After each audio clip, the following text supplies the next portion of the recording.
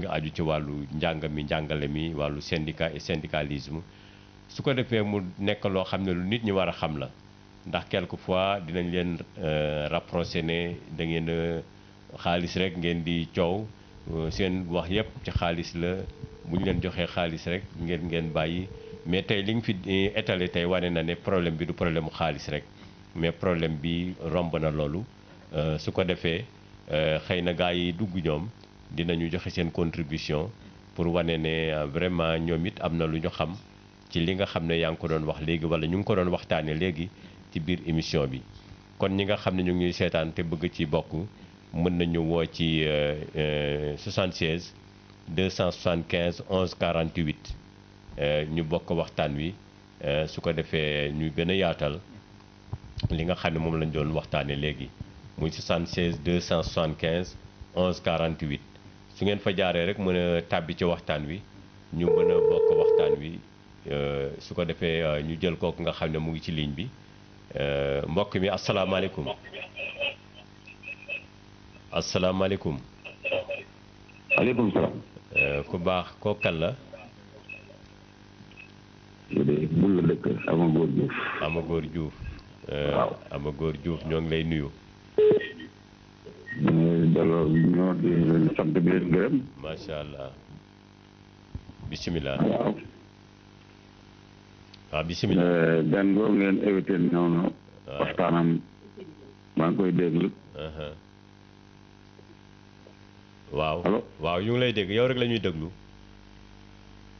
Amagor. waaw na def. waaw yow rek la ñuy déglu bul déglu sa télévision déglul sa téléphone rek ñu waxtaan. allo. allo. waaw bisimilah. man gan boobu lay nuyu avant tout. waaw. di rafetlu waxtaan wi. macha allah. waaye di ko wax nag. awoon. da ngay sori télévision bi soril télévision bi tuuti rek Amagor. soril. voilà. pare nag ba démarré xale yi commencé jàng.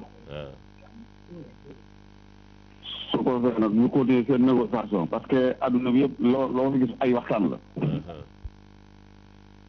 su ko defee nag ngeen def taxawee ba ñu.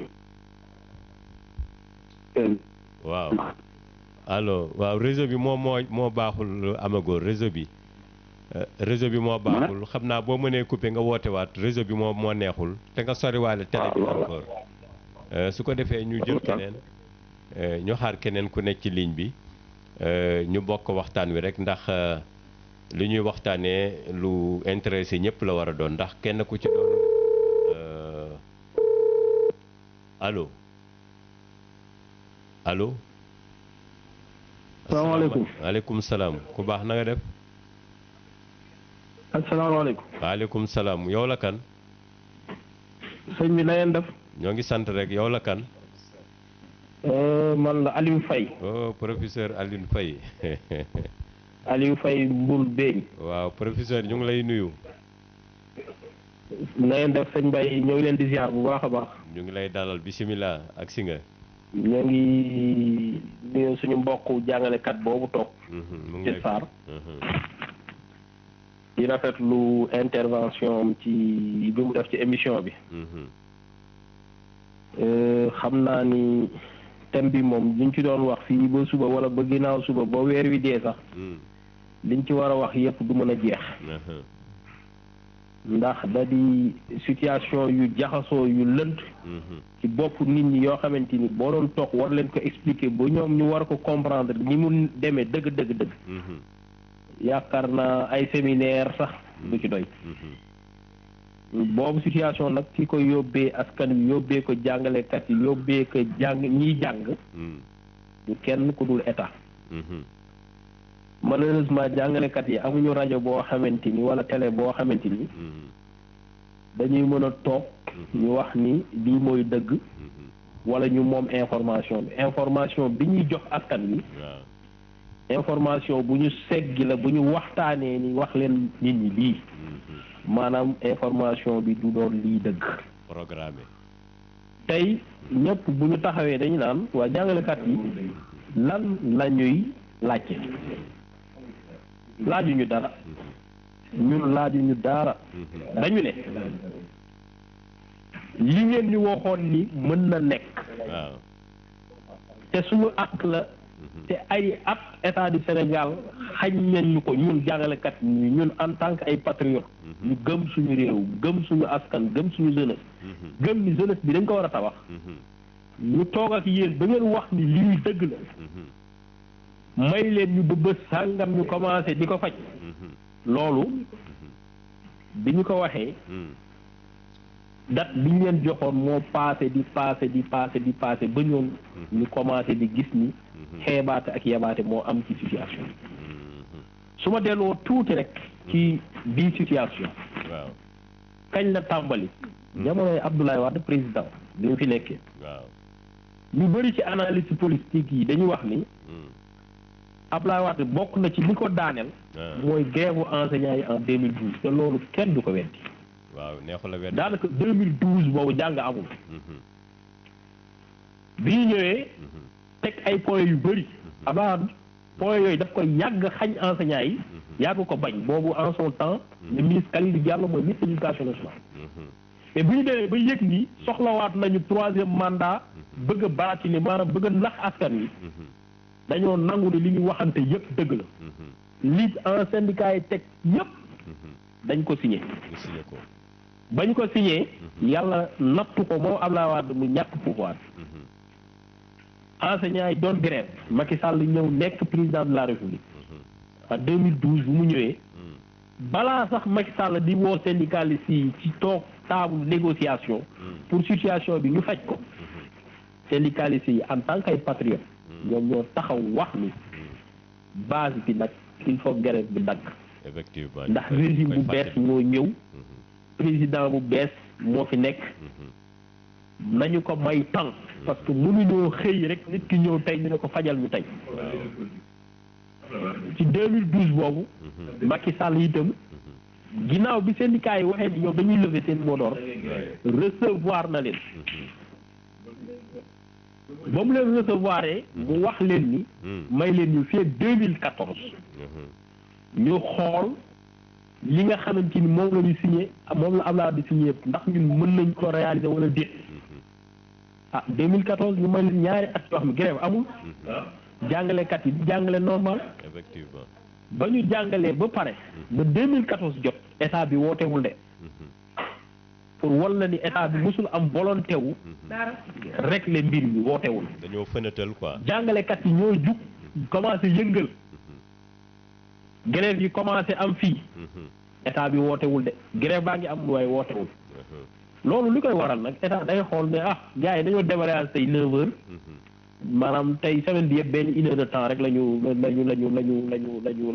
kii donc yeneen heure semaine bi jàngale nañ wala ñaari fan lañu grève loolu du dara impact bi du rëy ànd ceeg nag mu ànd bu créer ay syndicat boppam diviser enseignants yi mais au lieu boobu jamono mu woo leen ci négociation ba gars yi taralee ba affaire bi tar ñu woo enseignants yi ñu ñëw ñu toog ñu waxtaan ñu ne kon vraiment problème yi bëri na lii Abdoulaye Wade waxal na ko ci yéen wax na ni mën na nekk mais ñun mënuñu ko wax ñu franc la Macky Sall wax lii nag ak lii ak lii ak lii mën nañ ko bi ñu nee yii mën nañu ko ñu ne kon na doon protocole d'accord ndax mën nañ ko tudd ñu tey lañ koy def ñu ne leen waaw d'accord nañ mais il faut que ngeen maye ñu étaler ko échelonné ko wutal ko ay date wutal ko ay échéance loolu li ma la wax 2014 bu ñu demee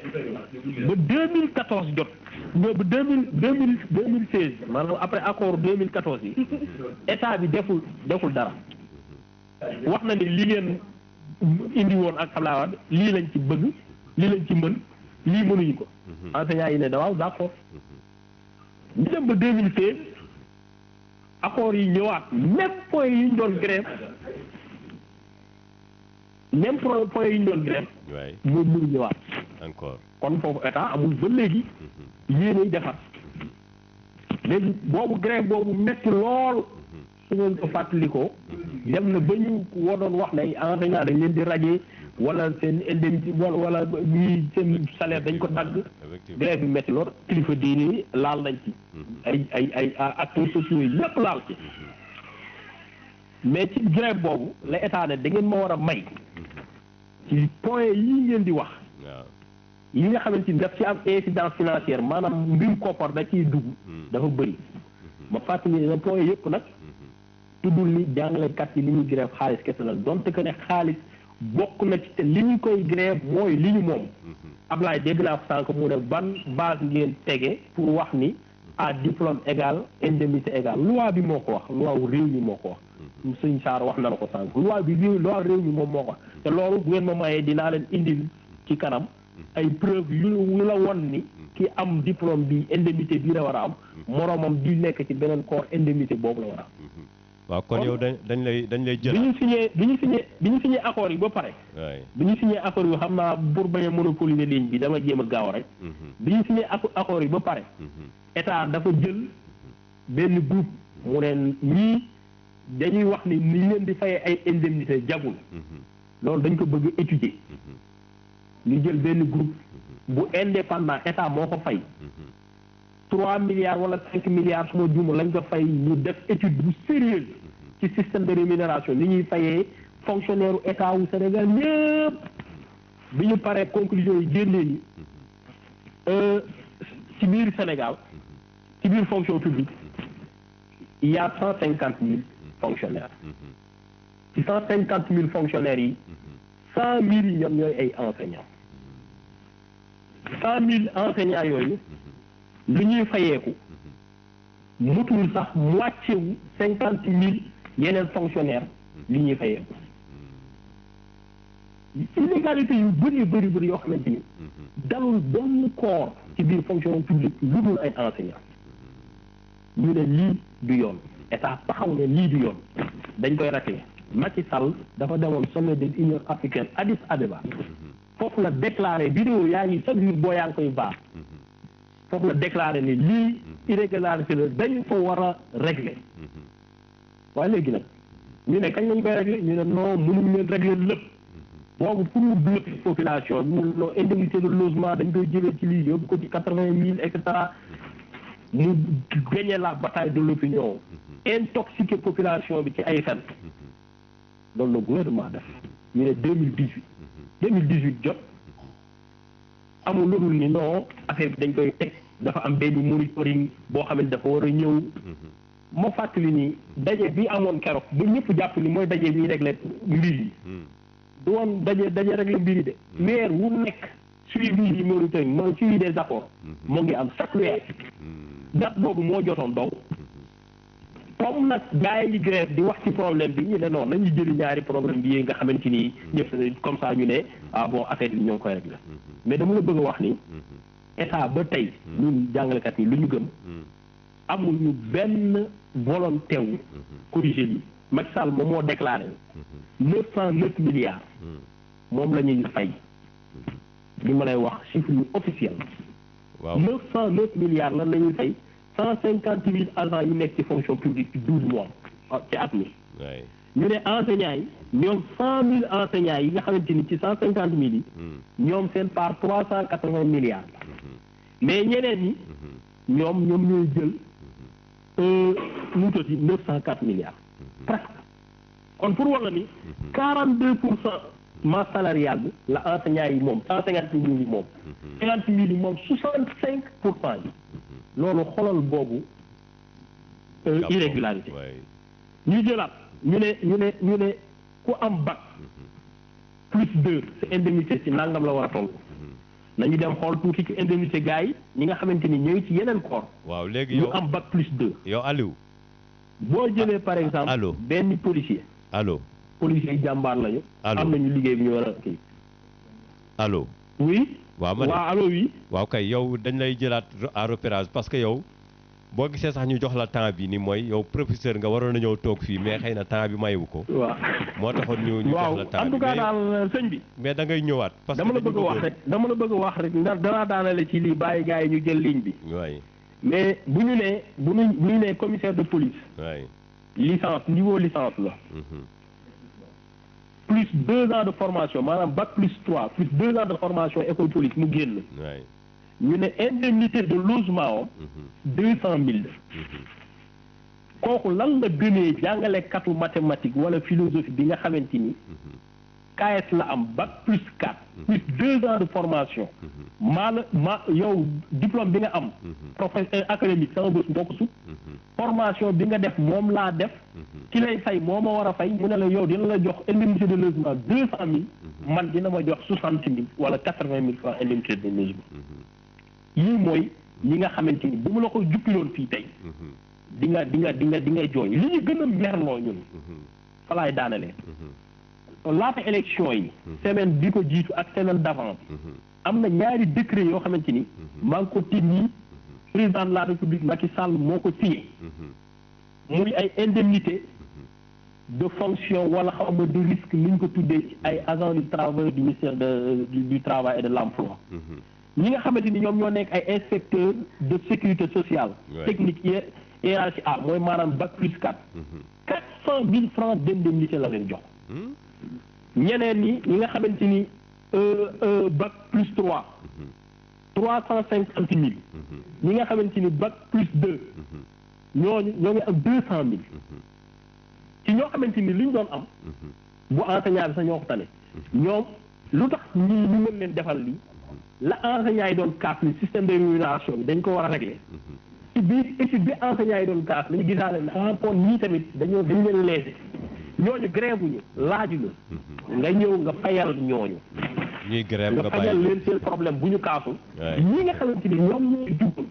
di kaas nga ne doo wax ci ñoom bu ñoo ngi grève bu jàng baa ngi lësax yow jugoo nga wax ci yow nga di déet ñii defal naa leen ñii defal mais damaa bëgg njàng mi vraiment c'est clair Aliou c'est clair professeur amoo gu fi. vraiment en tout cas daal maa ngi bàyyi ligne bi gars yi dugg mais. waaw yëngal li frustré enseignant yi ñu koy tëj sax mën nga ñëwaat complété dafa rëy. waaw mën nga ñëwaat sax bala ñuy tëj ligne bi nga ñëw complété mais nga permettre rek. tuuti xam naa gars yi ñi nekk ci ligne bi. d'accord ñooy def seen participation ñoom it. vraiment li nga wax mook li professeur wax Souleymane Sarr dafa mel ni confirmation la rek pour nit ñi gën ko xam. xëy na man bu ñu ñëwee ci ni mu expliqué léegi ci wàllu commissaire salaire commissaire de police bi ak enseignant bi man suñ ma laajoon dinaa mën a nangu ci ne peut-être engagement de responsabilité yi vis-à-vis avec la sécurité des personnes et des biens dana xala waroo ak un engagement un enseignant ou un professeur peut-être foofu di nga mën a nangu différence d'indemnité bi wala différence de salaire bi quoi. Mais des autres corps yi nga xam ne wax nga leen moom je pense que vraiment fu ñu amee loolu enseignant bi war na mën a am loolu wala mu am de plus que ça puisque l'enseignant aussi beneen branche la boo xam ne bu dur la ndax lu toll ni xale ku dara nekkagul ci moom dara nga bëgg a def ci moom dara ba mu xëy doon dara vraiment loolu xam nga du lu ndaw kon ñu ngi bàyyi xel gars yi nga xam ne ñoo ne ci ligne bi te bëgg participer ci waxtaan bi ñu mën leen a jël ñu bokk joxe seen xalaat ci waxtaan bi nga xam ne moom la ñuy def ci wàllu éducation système éducation bi ku ne xam na ni vraiment depuis lors là y a problème ñuy seet nag naka la ñuy def ba résoudre problème boobu moo àgg yóbbu ñu ba àgg ci enseignants yi dem ci grève ba tax dëkk bi fi mu ne gis nga suñu doom yi vraiment doy na waar asalaamaaleykum. waaleykum salaam wa rahmatulah. ku baax na nga def. maa ngi fi rek Mbaye naka yitte. Alsaan. waaw man la Alsaan fii de Kayal. waay 6-6 naka yitte. maa ngi leen nuyu di nuyu. maa ngi leen nuyu bu baax di nuyu Ablaye. vraiment borom ëttu maam. di nuyu seen assistant bi Souleymane. macha allah Souleymane Sarr mu ngi lay fay. waa vraiment du kontaan tamit vraiment ci leeral bu muy def. ak surtout waa ji Alioune Faye moomu génn sànq. vraiment leeral yu am solo la. macha allah. waaye damay wax ne. ah wax dëgg wàllu njàng de njàng. jàng na te du ma jàngale quoi ñu mel ne am sax dañu war a dugal tamit comme ñu mel nañu gën a leeral nit ñi ndax ñu gën a xam mun a xamaat tamit fu ñu gën a teg seen tànk. effectivement.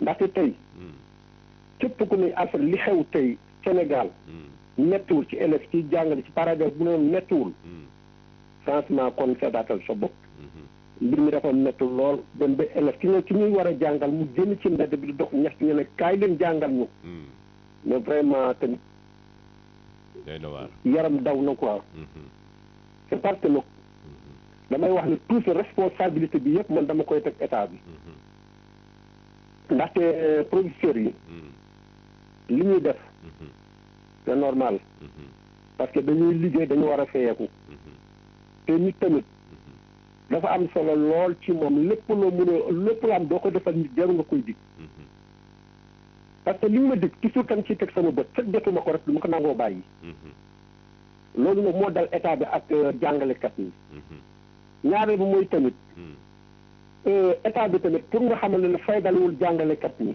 faydawul jàng Sénégal parce que problème bii nan lay mun a amee ci biir Sénégal ñuy joxe gars yi ay 2 semaines te mu wóor leen ne am ñu gën a ñàkk fayda fuuf li mel nii ñu woote daar réunion de daar te daar ñu waxtaane loolu pour xool nu ñu koy réglé da muy dëgg nu ngay dégg bu baax benn ñaareel ba te ñu war a xam ne gis nga Sénégal ñun mënuñu am lu ëpp lu jàng képp koy décliné yaa ngi def loo xam ne xamoo ko dañu ne vraiment yi na ma yàlla baal quoi waa ji lu mu wax sànq vraiment lu am solo te man ànd naa ci fii diine tamit am na yoo xam tamit il faut ñu génn tamit ñu jàppale tamit vraiment jàngalekat yi tamit ñu leen di dooleel tamit parce que ñii tamit li ñuy def nii du leen gënal parce que seen doom yi dañ ci bokk normal vraiment mais ñàkk peer la vraiment mais ñaareel ba mooy tamit parce que boo mbari nga xool rek mu baal ma tudd ma wax xoolal bu baax rek dem bi yëpp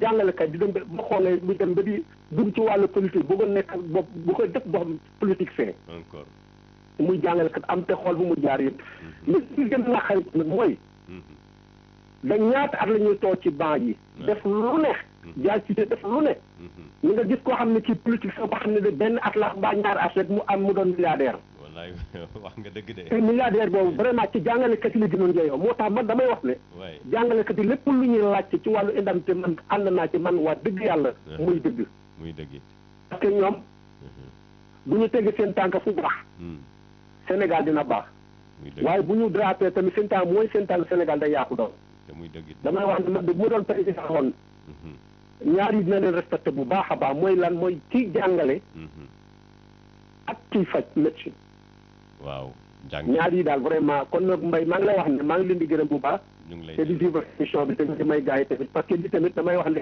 ñi jàng ak ñi xam tamit li dañu jàng dañuy dugg tamit ñu gën a leeral nit ñi jàppale professeur boobu macha allah vraiment asalaamaaleykum wa rahmatullah jërëjëf Alassane Pouye borom émission ëttu maam moom laa ko moomale ndax wax dëgg yàlla moom émission du am te wootewul joxe xalaatam kon ça veut dire que mu ngi ñuy suivre bu baax a baax de très près vraiment di kontaan ci ñu jot a woote di xaarit ñi nga xam ne ñu ngi bëgg a woote te nekk ci yoon wi mën nañu composer rek 76 275 11 48 su ko defee ñu mën a bokk waxtaan bi ni ko Alassane waxee léegi ndax xalaat bi nga xam ne ci wàllu xam-xam professeur Souleymane Sarr wax na ko fi léegi nga gis moroomu professeur am muy Alioune Faye professeur Alioune Faye ñëw aussi gën a feddali loolu je pense que am na yeneen professeur yoo xam ne ñu ngi ci tund wi di seetaan Palor TV di seetaan émission ëttu maam bi mën a def seen participation ci waxtaan wi gën a éclaircir nit ñi ñu gën a xam ndax lii yëpp du sax pour justifier wu moo waral enseignants yi wala syndicalistes yi di ko def mais c'est pour faire comprendre les gens ndax nit ñi aussi il fallait ñu gën a xam naa ñu ngi wax ci yenn plateau yi mais du doy ñu gën di exprimer wu di gën di wax nit ñi li xew lan la ba parent d'élève bi war a xëy na doon mere sax professeur bi mu mujj a xam ne ndeke buy mere war na mere professeur asalaamaaleykum. baax na nga def. ñu ngi lay ziar ko kan la.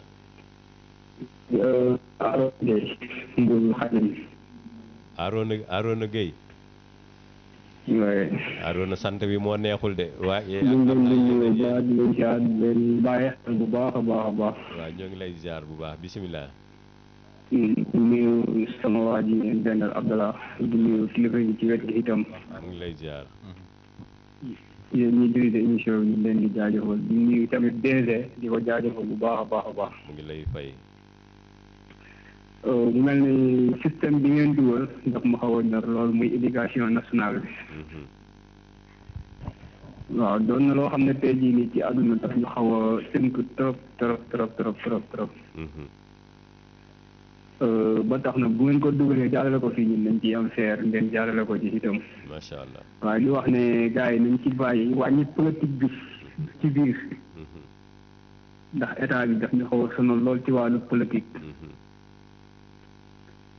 ndax buñ ko wàññee dina gën a dimbali njaboot yi nga xam ne. ñoo ko moome. njaboot yi nga xam ne ñoo war a jub ñu doon relaas boo xam ne dafa war a jëriñu ci njàng mi. loolu politique bi ci biir buñ ko wàññee rek da leen di dimbali. effectivement. allo. waaw ñu yor la ñuy dégg Arona. waaw loolu waaw yooyu daal. lañ ci doon sàkku gars yi wàññi politique bi ci biir jàppale ñi nga xam ne ñoom ñu may jàppale muy ñan enseignant yi ndax nit ku nekk moom booy jub ci dara. day laaj nga am ci li nga xam ne moom nga warloo ak ñoom. amoo nit ki tamit mënoo sol ay nit xam-xam te say payoor yi tardé sa njaboot nar a tumuraanke ci ginnaaw yaa leen war a gérer nga bàyyi loolu yëpp jàngal éducation ñoo xam ne itam njabootu jàmbur lañ donte sa njaboot lañ. waaw dañu leen ci ñuy jégalu bu baax a baax ñu leen di jaar bu wér. waaye di la jaajëfal Arona jërëjëf Guèye jërëjëf am na solo vraiment participation bi am na solo. su ko defee wax na dëgg àdduna nii rek la war a demee ndax c'est vrai état maanaam ñoom booy kaas sax sa droit dañ naan da ngay politicien la buy làqatu opposant la nangam fekk état warut a doxe noonu état dafa war même bu dee politicien nga sax bu dee opposant nga mais que ça soit du fait que sénégalais nga nañ jàpp ne la war ci kañu ki leen seen militant moo war ci yow lañ war ci ki ñu jàpp ne ñoom moom la àndal moo war ci yow moo war ci nationalisme bi nga xam ne la ngay def da nga koy def pour ñëpp bokk ci yem ñëpp mënuñu bokk yem mais kenn ku ci nekk la mu yellool boo ko joxee rek yem am na waaye li xala yéeme mooy kii ñaar ñi bokk luñu niñ ko enseignants yi waxee ni ko professeurs yi expliqué bokk benn diplôme bokk benn formation bokk benn cursus tout ça nga jox kële la ëpp jox kii la gën a néew vraiment ka gën a néew daa gis boppam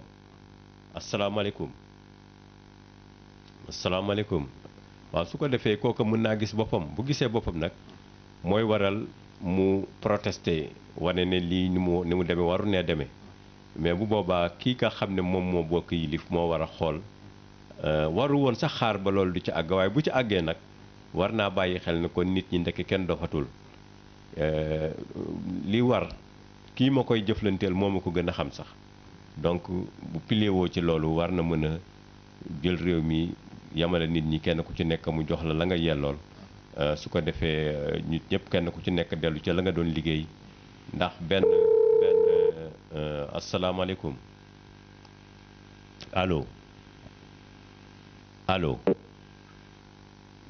asalaamaaleykum dem na waaw kenn ku ci nekk la nga yelloo bu ñu la ko joxee rek daanaka wàccoo nga waaye li nga xam nit ñi moom la ñu mënta digérer mooy jox kële ki ñëpp bokk lu ñu yem nga bëgg a jox kële la ëpp jox kële lu néew te ba pare ne ko doo wax nag su bëggee wax nga ni ko politicien yenn sa gannaaw te wax dëgg yàlla loolu doo xam ne moom mooy doxal am réew nañu état yi nañu bàyyi xel ci population yi population nag même bu dul enseignant bi mais xoolal xale bi nga xam ne moomin la di door a jóg war a yore avenir u ëllëg war a taxawu réew mi taxawu goxam te lépp nag mënu cee def dara mu sotti nga dul daf ko jaar ci am njàng mooy moom la ñuy wax léegi nga xam ne nit foog nga pour mu am développement personnel après développement commun doog a ñëw développement social développement humain yëpp base bi mooy njàng